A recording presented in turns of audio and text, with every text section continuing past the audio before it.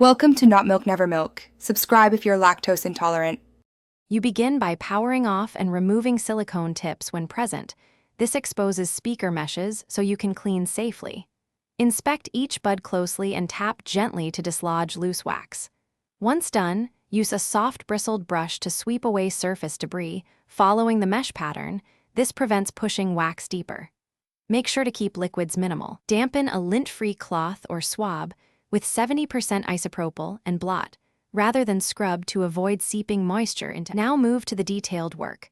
Remove compacted wax from the mesh with a wooden or plastic toothpick, angling it gently and lifting. Do not force. Once loose, brush again with the soft brush to clear particles.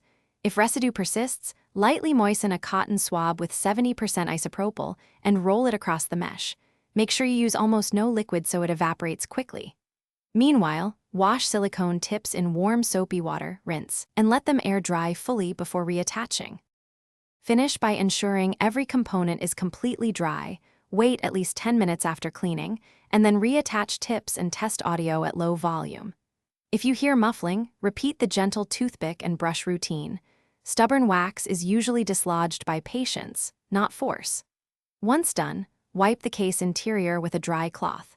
If sound remains blocked or you notice moisture or corrosion, stop and consult a professional. Attempting aggressive fixes risks permanent damage. Thanks for watching. If this was helpful, leave a like and consider subscribing. See you next time.